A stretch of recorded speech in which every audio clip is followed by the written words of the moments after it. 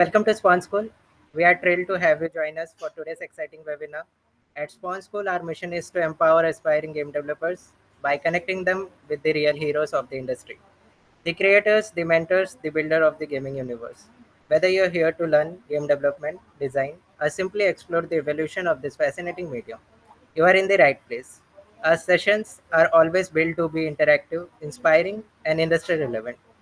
So take notes, ask questions, and get involved because your journey starts here.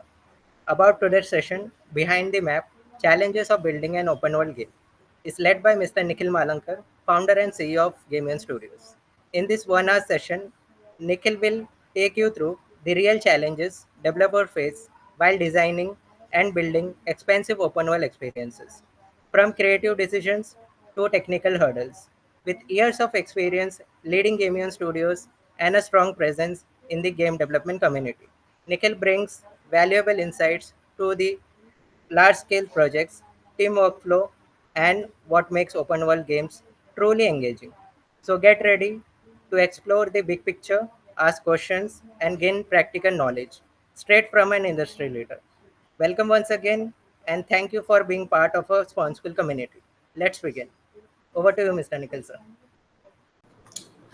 Hello everyone. So today what you're going to learn from me is the obviously the challenges behind building an open world game. But as a byproduct of that, whoever is present over here is going to get a lot of spoilers about Mumbai Gullies.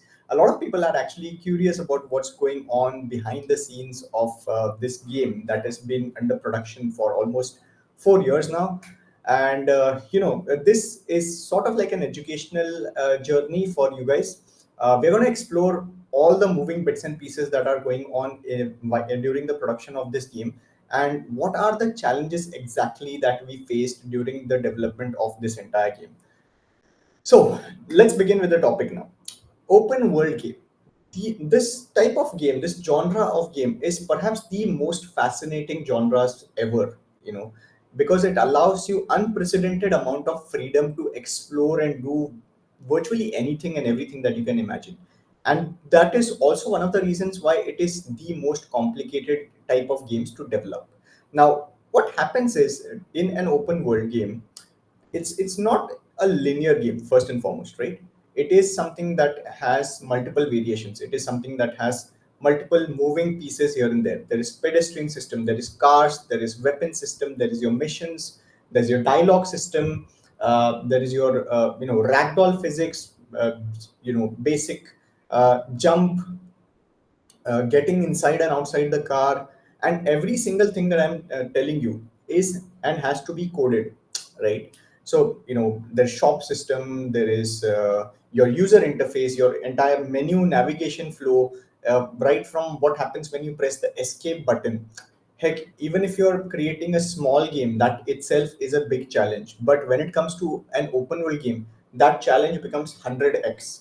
So right now what I'm going to show you is bunch of unfortunately, I'm not going to show any sort of gameplay because that is something that we are keeping it under wraps, but I'm going to show you tons and tons of documents today that we have worked on over the past multiple years, and these documents involve taking a lot of references as well. So obviously, when you're working on a video game, you require a lot and lots of references. Because what are references? References are something that you look at. Like I'm looking at, let's say, this wallet, for example. Okay, if I want to recreate this wallet, or if I want to add any sort of variations to this wallet, I need to first see how this wallet looks like. How does it feel? How does it open? What is inside this wallet? How many compartments are there?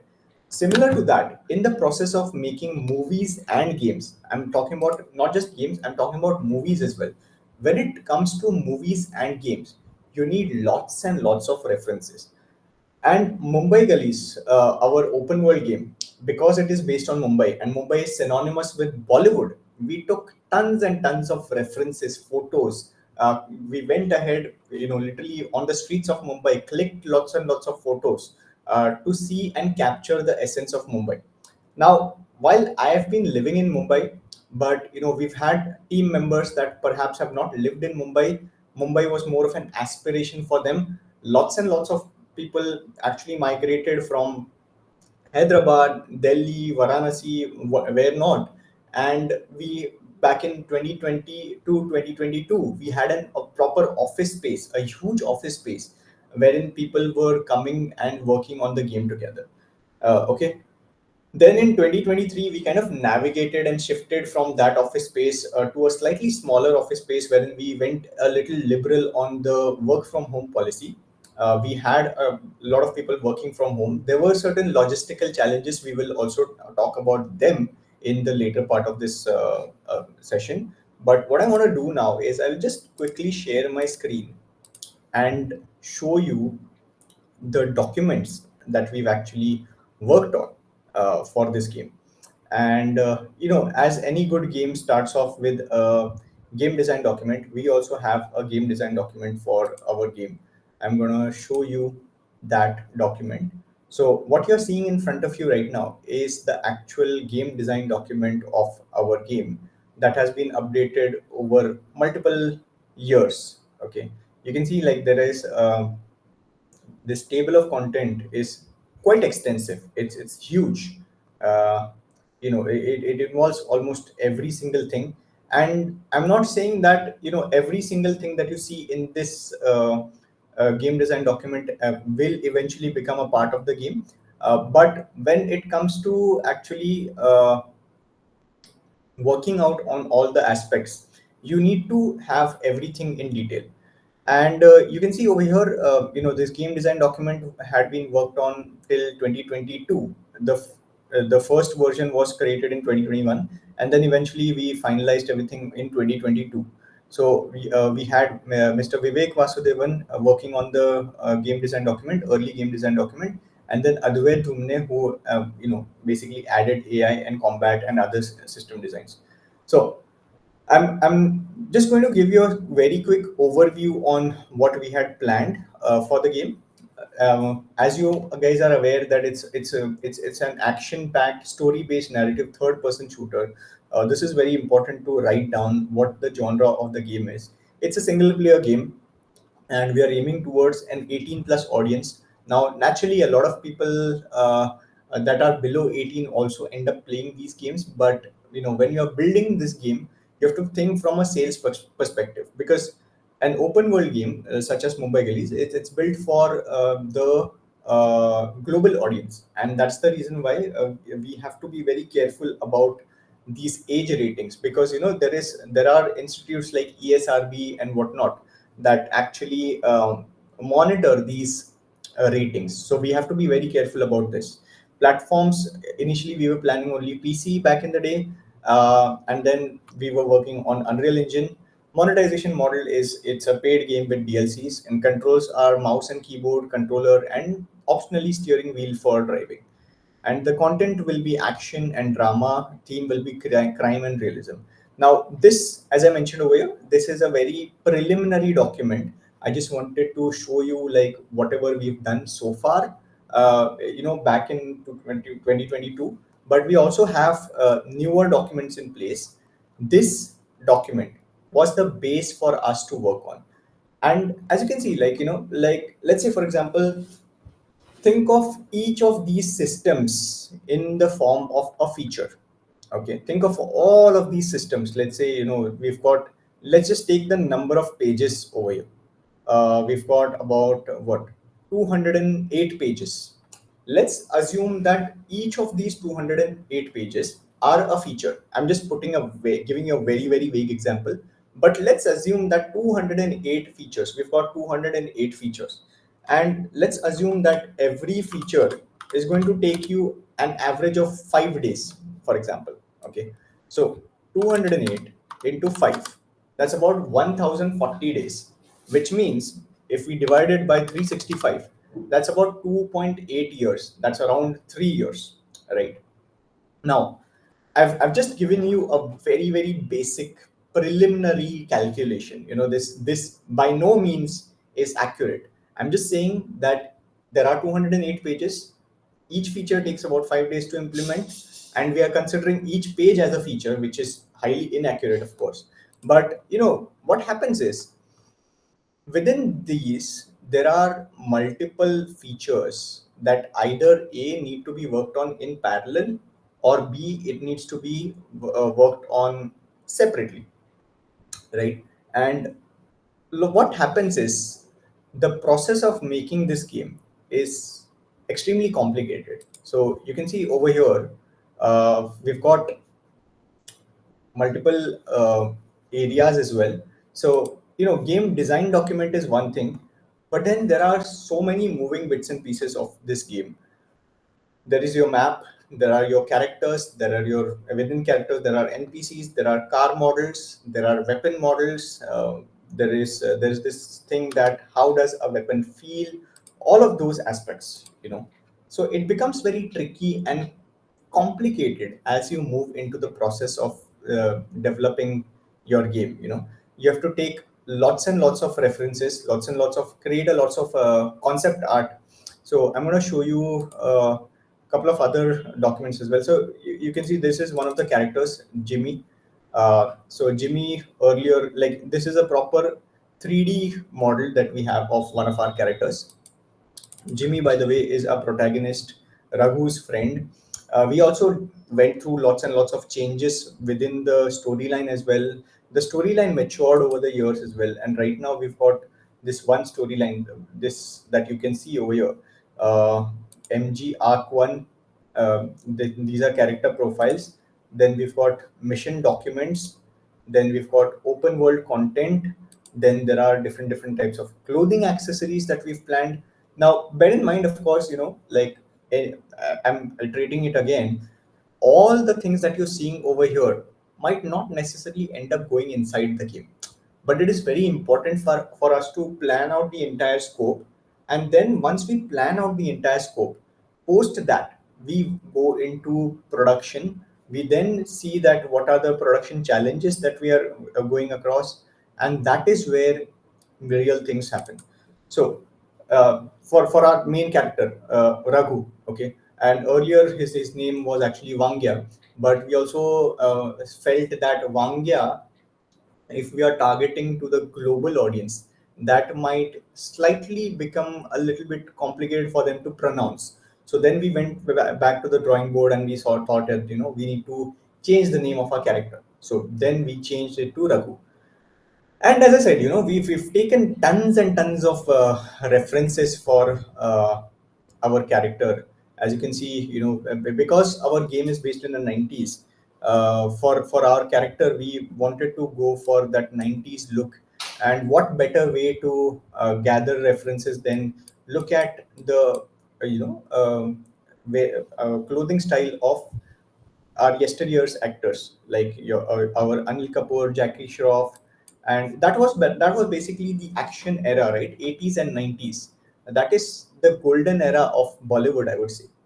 So lots and lots of details. Even the smallest of things that you see on the screen have gone through lots and lots of detail, lots and lots of planning, lots and lots of iterations, reiterations, working on things till we get it right.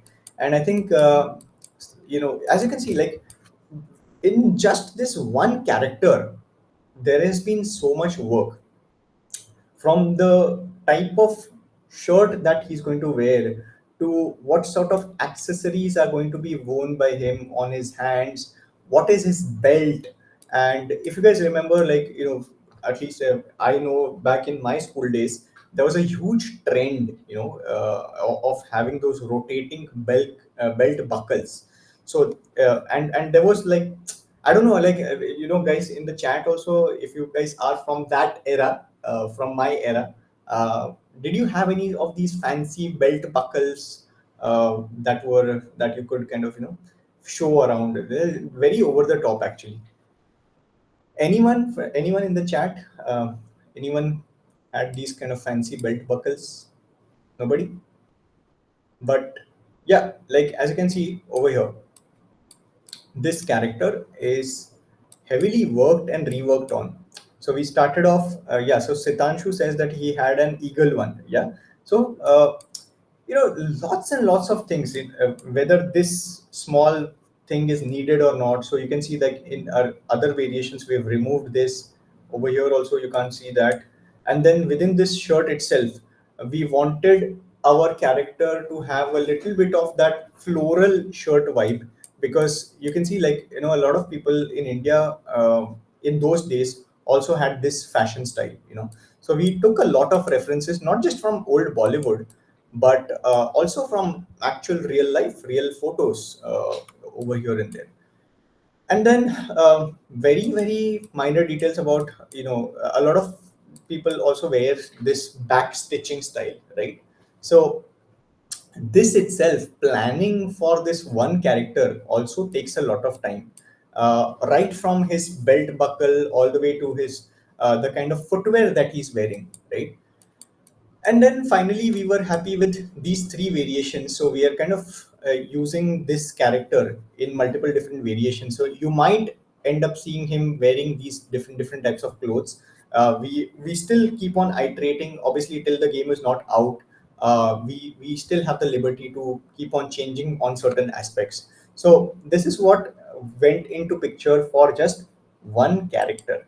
Okay, just one character. And imagine what sort of research goes into picture for the other characters then, because this is just one single character, and it's taking so much of time.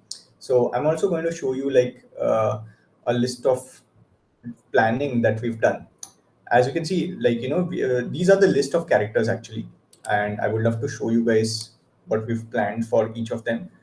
Now, bear in mind, once again, like, while I'm showing you this planning, bear in mind that lots of these things might not end up being inside the main game. Okay. But I just wanted to show you guys behind the scenes, so you know what why not. So, when are you planning to release the game? So, Daksh, since this is a public recording, I would refrain from answering that question. We are working on it, and there is active work on the game going on, as you can see over here. But I would refrain from giving out any release date for now.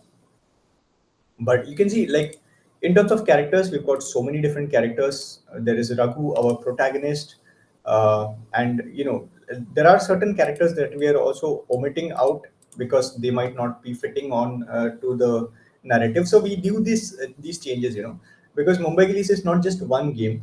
There are multiple variations, multiple sequences that we are going to bring inside the game.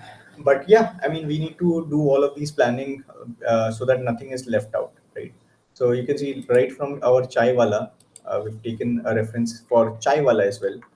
uh, and what sort of headgear will be worn by the chai wala? So like an orange turban, uh, a rope necklace, you know something like this, uh, them wearing a white banyan, something like this. You see a lot of chai walas just sell chais wearing banyans, belt with a small buckle, you know, uh, then brown half pants, then some maybe a Kolhapuri chappal. This reference is not working. Then a cheap watch, something like this, and most likely, like, they also have this towel that is always hanging around, right?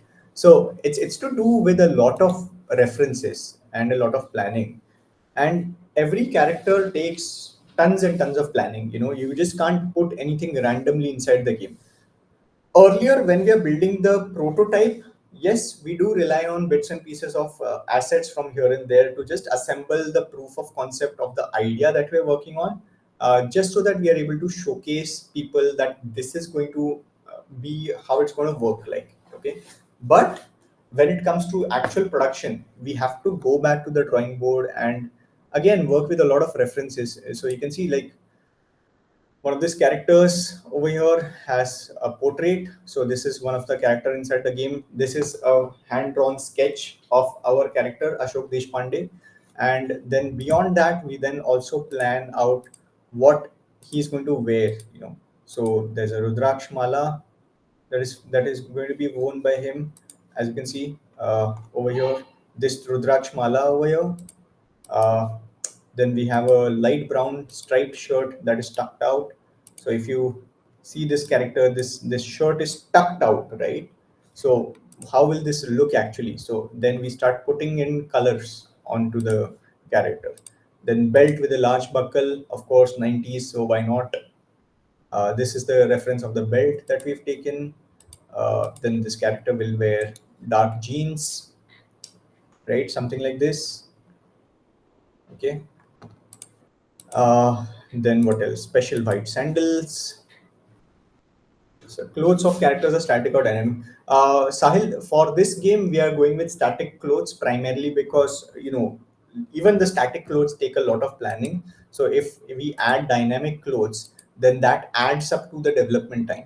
Because as you can see, like every small thing, small little bit of detail has to be planned in such a way, such a meticulous detail that it just consumes time. It's just a time consuming process, contrary to the fact that people might wonder that why does this take so much time.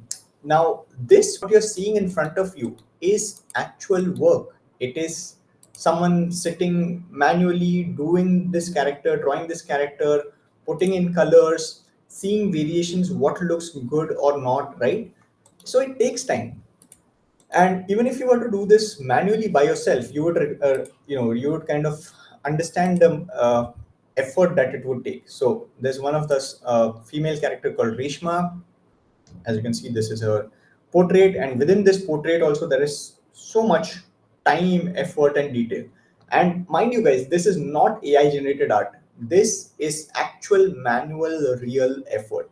Okay, because when we started the production of this game, we had access to no AI. I wish we had, because we would have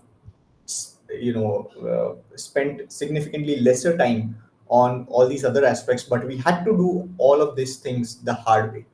And we still are, because even with the inclusion of AI, I don't think it's going to expedite the timelines magically by leaps and bounds. It's not like one click and everything is done. This is actual research. You need to watch a lot of Bollywood, you need to watch a lot of serials, etc., etc., to get things sort of right as per your expectation, right? And this is just the characters that I'm talking about. There is this so many other things. There is the shooting element of it. There is the housing system. There is concept art. So as you can see over here, lots of concept art. I showed you some bits and pieces for our characters, but I also want to show you some other stuff as well. uh, Environment, as you can see, lots of concept art for the environment. You can see over here, environment concept art. This is the Crown Hotel, which is also known as the Taj Mahal Hotel, which was the reference. Uh, so, as you can see, like, all of this thing has actually been gone through painstaking amount of manual effort, you know. Um, as like you can just see the amount of time that must have gone into assembling all of these things. I'll just let you guys soak in all the references. This is the architectural detail sheet. This was also manually created, by the way, no use of AI. What is there any other way to make 3D models without modeling of a building with the reference, as making model takes time? Well, I mean, it's a complex process. There is no other way at the moment, unfortunately. Without modeling, you might have go and 3D scan buildings, but that becomes even more expensive, because you need like those kind of equipments, people going around, and everything involves a cost, right? Now, see, this is architectural detail sheet for just one of the buildings. We've got this planned out for so many. We've got a factory, we've got a gambling club, there is our chawl of our character. Okay, so you can see like our it's written Vangya, but now it's Raghu. There is this chawl over here. As you can see, we worked on placing objects on Google Maps to get the proportions correct, and then we went through lots and lots of references. Tons of these pictures are also clicked by us by going on the streets, and some of them have taken from Google. And you can see that this is the area plan. All of this manual effort, all of this, every single thing that you're seeing right now in front of you, this is manual effort. And then eventually we created a base version of the building, that is our Raghu's chawl. As you can see, this is just basic shape, nothing complicated, very basic shape. Then we started to add details to it. We started adding rooftops, we started adding staircase, we started adding surrounding bits and pieces.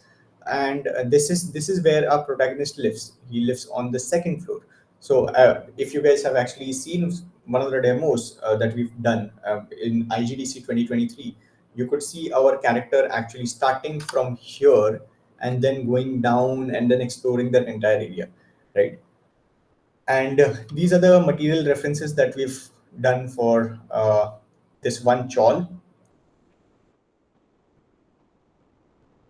right? Again, manual effort.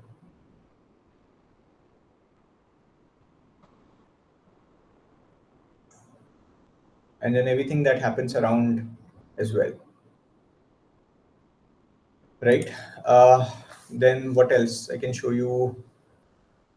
We've got a I'll show you the Gateway of India. Okay, so Gateway of India environment concept that is. So there's a question: when creating game maps, how do you decide what to compress or scale down compared to real life maps? For example, in a large city like Mumbai, how do you maintain realism while keeping the map playable and not too overwhelming? That's a very good question, Sahil. So we actually need to playtest it multiple times. Once we've created the map, what we essentially do is we don't create the map at the very beginning, like how it is. If you've seen over here in the concept art, we work with placing basic shapes inside our map.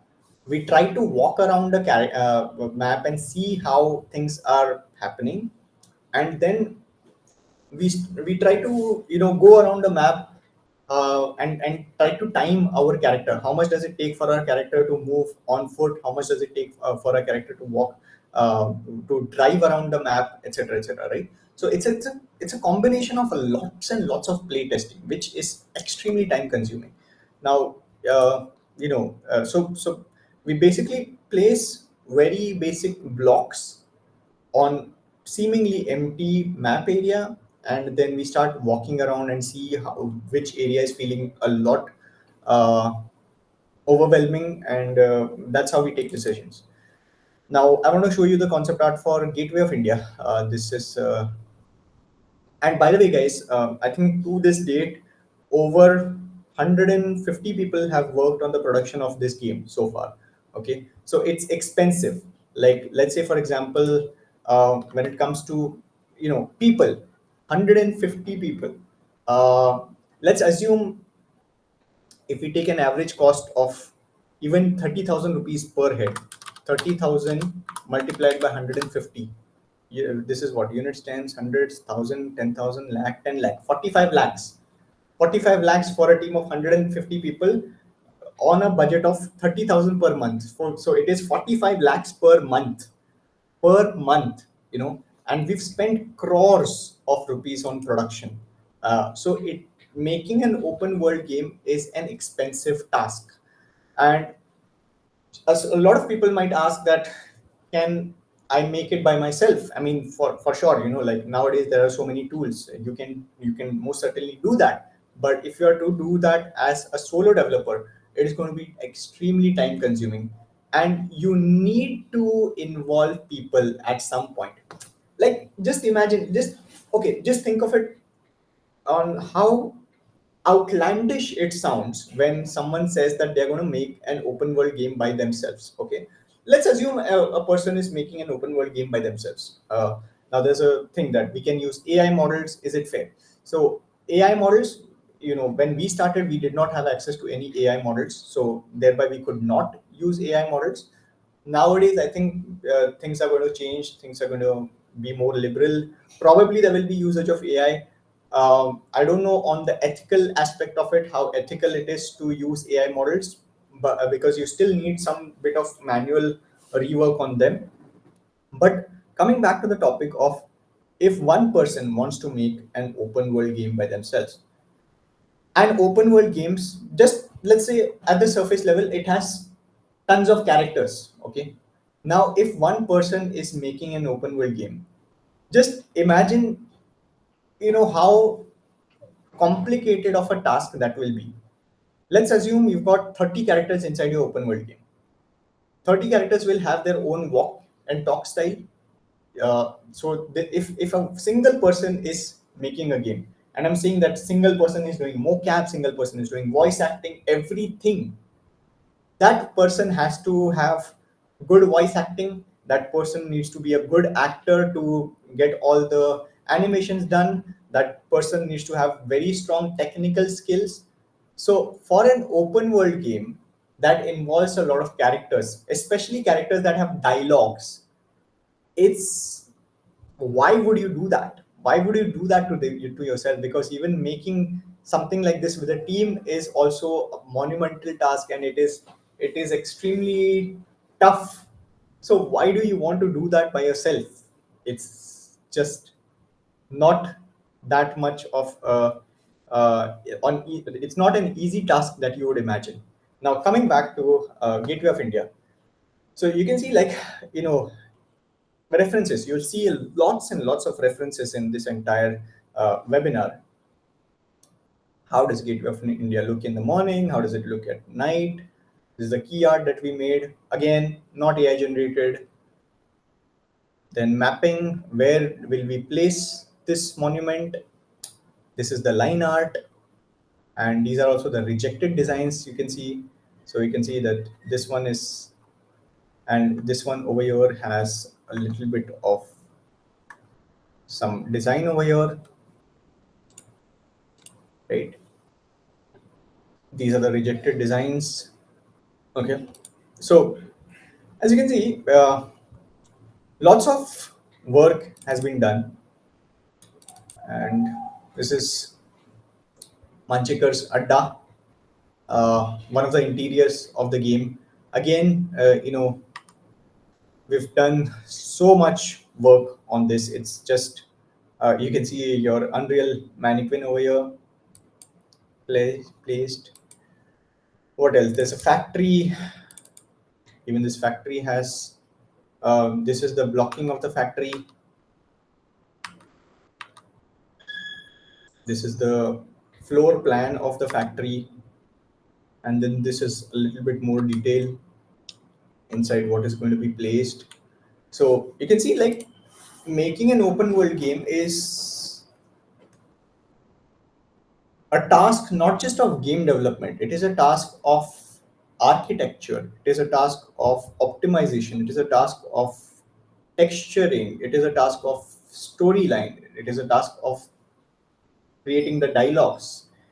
And that's the reason why it takes so much time. And I wish there was a magic way to compress all of this thing, but there isn't. And you can see, like, over here, we've got bunch of features as well that we've planned for the game. So there is your day night cycle that needs to be planned, your character system design, consumables, melee combat designs, NPC system, player wanted system, then the rickshaw traveling system, SFX and audio, then your shop system, vehicle damage system, weapon mechanics.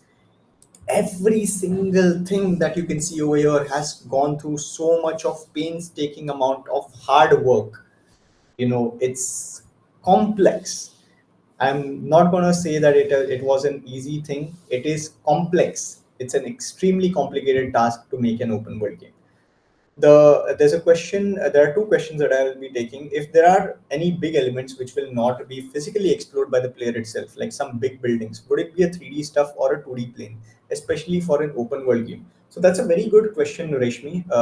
If something is not going to be explored by the player, especially the interiors, then typically we just create the outer body of it. Inside the building everything is just empty. And if it is extremely far away in the distance, and the player is not even going to be able to go to that place, then it just becomes a 2D plane. This is also called as matte painting. uh, something that is extremely far away in the distance, like you might have seen multiple games like Batman Arkham City. um, like a lot of the developers, what they do is they just place very basic blocks, and if by any chance you found out such any hack that you're able to go over there, you'll see that it's all just lifeless planes and 3D meshes and just basic textures that are just floating around here and there, that make a lot of sense when you're looking at them from a distance, but make absolutely no sense when you're just there in that particular environment. Okay. And then Sahil asked, the interiors of building like shops, house, or offices actually built inside the same map area, or they usually use separate rooms or levels loaded from another area and then linked with teleportation. Sahil, that's an excellent question. Actually, we have used the concept of entering the building, and that mesh or that interior is being rendered inside a different area. So we do this because of optimization reasons. Because I think a lot of other games like Red Dead Redemption, or I think now GTA 6, they are able to optimize their games significantly so that they can afford to have that interior in that same environment. But at our scale, when we are working with a limited team size and limited budget as well, that's wherein we have to find out optimization techniques like these. So we, for the production of our game, we are keeping the interiors rendered separately, because when you're entering inside an interior, you're least bothered about what's happening outside that particular interior. Your car systems need not work, your pedestrian systems need not work. Everything that is there inside this room only needs to function. And that also brings in a lot of uh, optimization it brings a lot of optimization to your game, essentially. And then you know even the map has gone through lots of variations, as you can see over here. Uh, basically this is the map of the game. Uh, we we've we've got lots and lots of areas that you can explore. This over here, you can see this is the map of the game. We've planned a small island, but we've not actually implemented that island in the first part of the game. However, I think maybe in the near future, in the next part of the game, probably you'll be able to see this island as well that will be connected.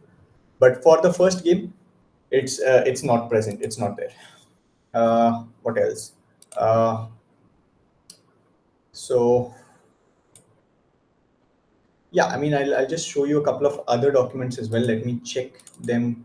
Let me cross check them once and see what I can show you that can be interesting for you all to see. Hmm. Okay. Now, lighting. Lighting of a game is also extremely important for you to get it right. Correct. So if you can see over here, even for the lighting, we've taken lots and lots of references. So this is lighting expectations and references. We took bunch of photos of the marine lines of how it looks at night. Uh, then these are also references of other games. We really look up to Sleeping Dogs, which is also an open world game based in the city of Hong Kong. This was pretty good. This had very good lighting, so we saw that as a reference. Then our Crown Hotel needs to have such lighting.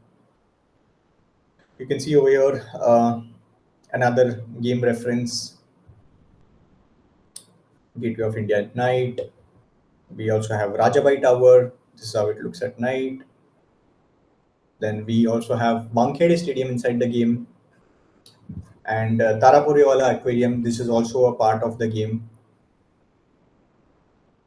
Then this is spoiler alert. This is a small mission segment that we have planned.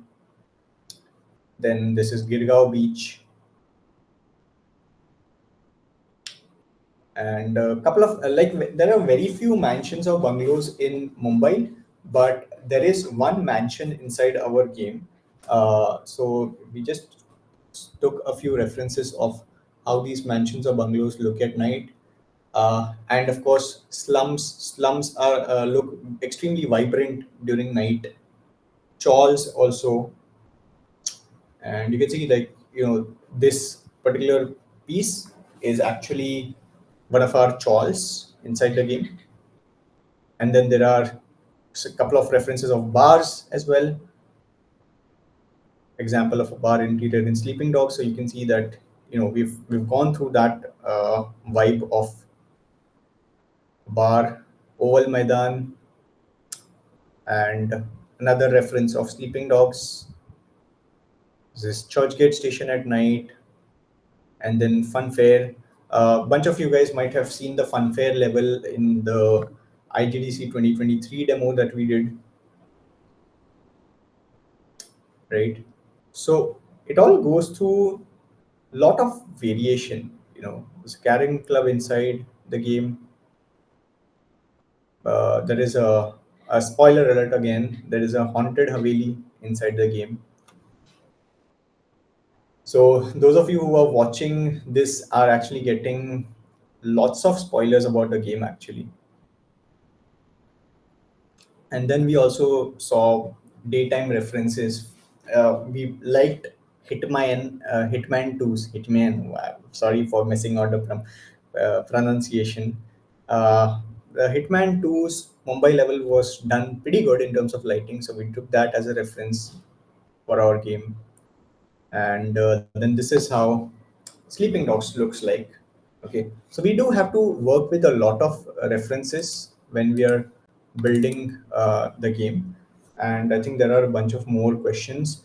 What aspect of the game do you find most difficult at the moment? The most difficult aspect as of now is just putting all of these things together and for them to work seamlessly with each other.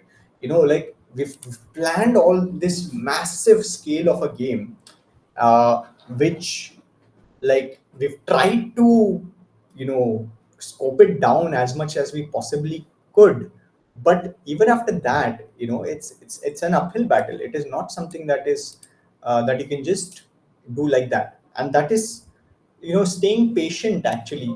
That is the most difficult aspect of the game.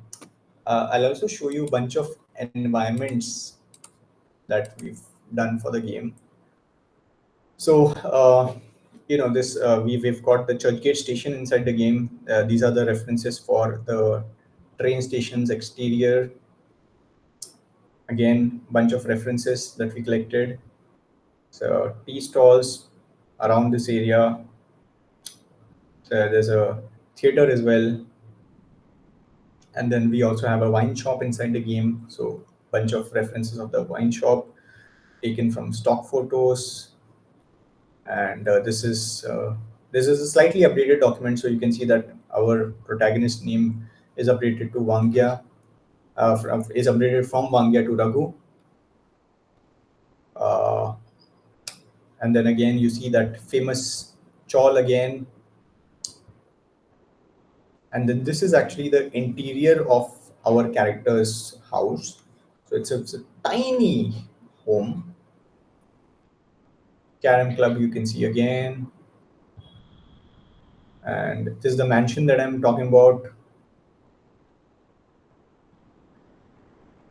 Again, bunch of reference images.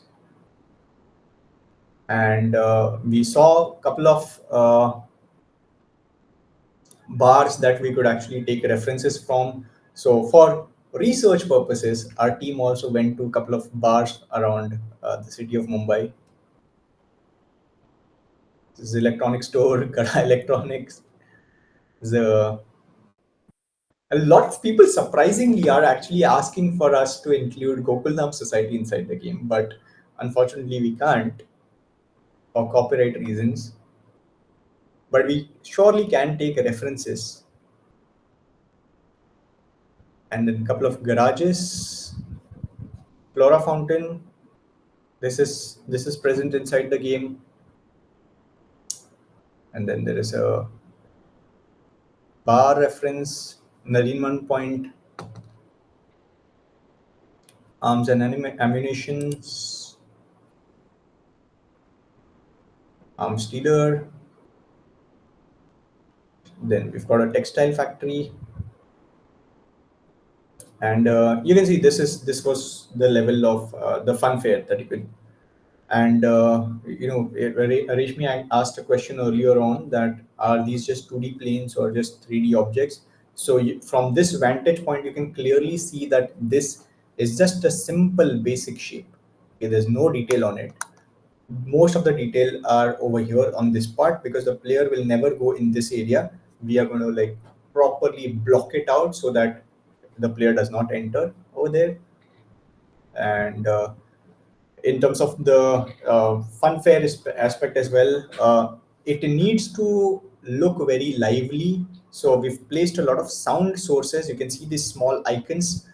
This creates a noise, an ambient noise around the funfair area, because obviously a funfair area can't be silent, right? There needs to be some sort of activity happening around inside that area. So, by the way, all of these sounds are also like the ambient sounds have also been recorded while by going to these places. So we literally had bought a device, a sound recording device, to go ahead and capture the sounds of that particular environment. For a fun fair, implementing the huge interacting crowd at the time might be difficult to make it feel. Yes, Reshmi, actually, that is quite a valid point, and this is what we tried to showcase in the 2023 showcase at IGDC, but we were not able to get it perfectly right, and that is what is actually, that's the reason why the game is in production, because bunch of these things are not ready, and to make them ready, it takes time. It is a time consuming process. You can see over here, adjacent slum area. So while there is some amount of detail, but it's not highly detailed. And then we've got a bunch of police stations as well. Sassoon docks, aquarium, and basically lots and lots of references. We Vidhan Bhavan exterior only, National Gallery, Bombay Stock Exchange, generic slum buildings. So we've got some procedurally generated buildings. Then how these apartments look like. There are a bunch of posters around, generic buildings, colonial era, vendor shops, shrines and mandirs. Then you might have seen a couple of so Mewad ice cream you saw over here in the fun fair. So these Mewad ice cream stalls, we have lots of them scattered around. uh, what else? Yeah, these small uh, lights, signals, benches, kachre ke dabbe, and generic environment trees. Obviously, foliage. You need foliage to make the game look lively, right? So, what I want to actually talk about is, now you saw everything, right? You saw each and every single thing. You saw characters, you saw character concept arts, you saw their clothing, you saw the environment, you saw the sketches that were done manually without the use of AI, by the way. So every single thing takes time, okay?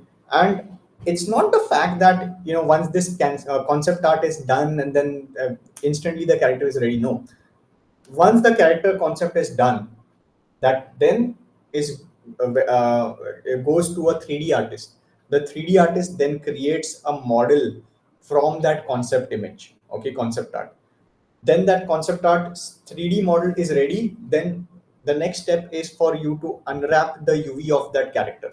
UV as in you need to texture that character. Once the texturing is done, then in parallel you also rig the character with bone setup and all. Once that is done, then your character is ready with 3D model, rig, and textures. Then you animate the character with whatever animation you require, like whether it's the walk cycle, whether it's the combat mechanic. all of that needs to be done manually. Okay, or there are a couple of motion capture packs available nowadays that make your life relatively easier.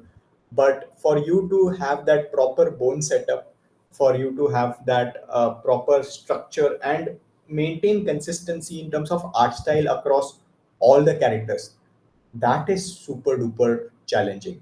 Okay, and then you know during the development cycle, the game doesn't really look that good.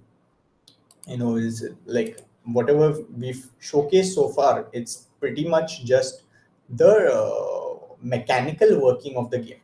It does not showcase the soul of the game so far. Okay, which is something that moving forward we aim to do. But that is like one of the biggest challenges of working on an open world game is also the public perception towards it. Like when we announced the game, naturally, I showed you the calculation. At one point of time, I can also tell you the numbers. At one point of time, we were spending about 50-55 lakhs a month. This is money that is actually going to people. This is going to people who have done the sketches. This is going to the people who have done the code. This is going to the infrastructure. This is going as an office rent. This is going as electricity bill. This is going as a wi-fi bill. It's expensive. And Daksh has asked a question. Sir, I saw your video. You're using Cursor AI. So is it more better to use codes in replace of ChatGPT? So Daksh, I think for that part, I don't think I'll take it up in a separate video. But if you have any questions related to open world games, happy to answer that. But I think we will digress completely from the main topic now. Okay, so guys, I mean, I can go on and on, but I think we are limited with time, and I also have I have some commitments for the day. So I think we this was fantastic. I had a lot of fun talking about the entire thing. One more thing I want to plug over here right now is before Dave takes over, is that guys, I've been in the industry for a considerable amount of time. I have started my journey by virtually knowing nothing about how to build games. Started building mobile games, then we started making Mumbai Gullies. And what I want to actually tell you guys is that. I also love teaching. I love talking to people, right?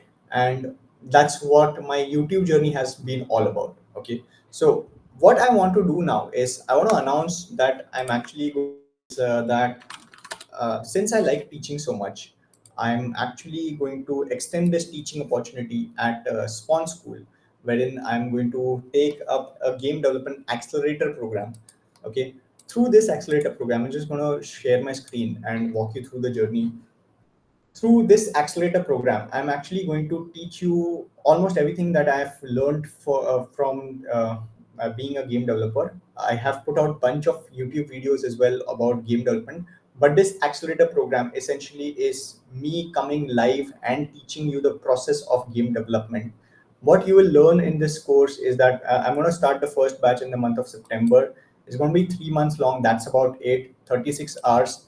We'll be taking the batches on weekdays, ideally, typically between 7:30 to 9:30 p.m. I'll be teaching you how to make games in Unity Game Engine, but primarily the idea is that I'm going to teach you the process of game development. So the engine really doesn't matter. Engine doesn't matter. Okay. So while the course is going to be in Unity Game Engine, I'm going to teach you the process of making games. Okay, and we'll be working with a couple of projects as well. And the best part is that towards the end of this, you will also get a proper certificate for your course completion. We're going to look at a couple of game mechanics. And this course, you don't need to know anything about game development. Okay, nothing whatsoever. One more highlight I want to say over here this is that while this course is being taught about game development, I'm not going to teach you how to create art because that's not what I'm expert in. But I'm going to teach you the overall holistic process of game development.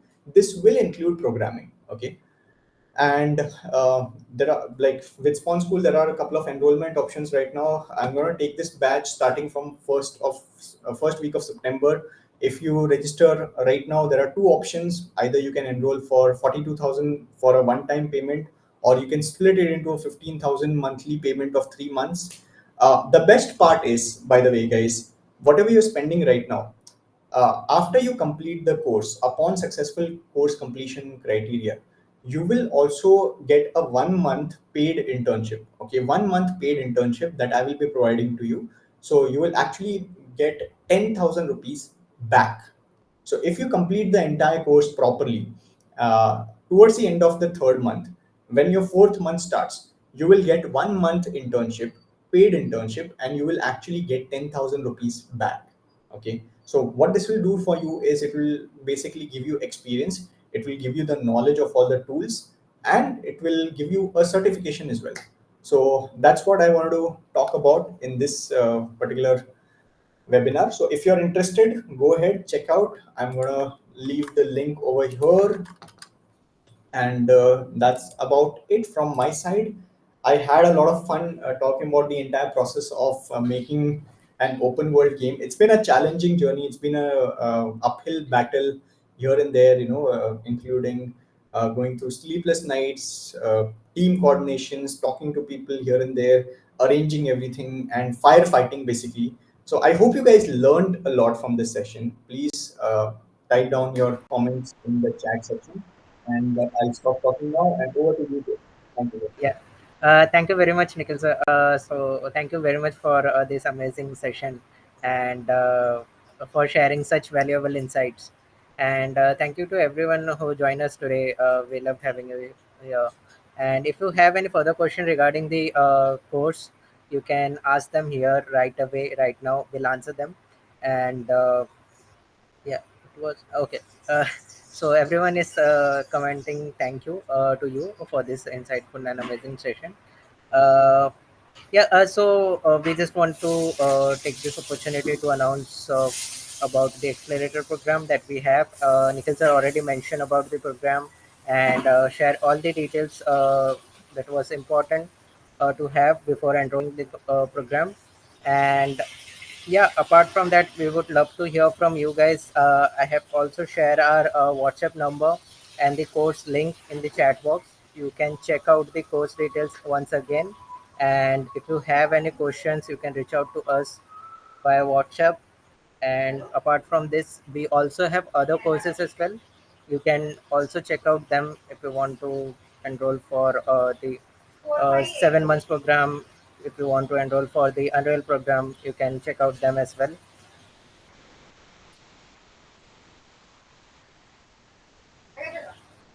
To know more about this. Yeah, Advik, Okay. so Advik has some question about the internship. Right. Yes, Advik, please go ahead.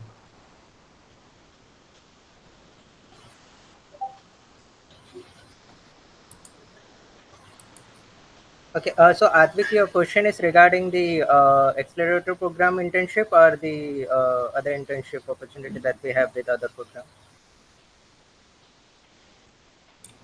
Deep, I think I'll try and explain them about Swan School's other offerings as well so that they get a clear differentiation. Yeah. So, guys, I am going to take the game development accelerator course, which is over here, which is priced at 42,000. And then there are two other courses. I also took a boot camp for 99 rupees for AI game development. If you're interested, you can check that out as well. Recordings are available. But these two courses are proper, full-fledged, 4 month long courses with 3 months of internship. This one is an accelerator program. Think of it like, it's all the knowledge that I've learned so far compressed into one small 3 month timeline. Okay, so in 1 month, basically, what we will be doing is we will be assigning you tasks at GameEon, whatever projects we are working on, small bits and pieces here and there, but it will be actual production level work that you will be assigned to. And basically, because you're going to get trained for in this entire 3 month period on how to learn this entire thing, you will be easily able to directly work. You will be industry ready, basically. That's what I'm saying. And for the other programs, I think they will be taken by other instructors.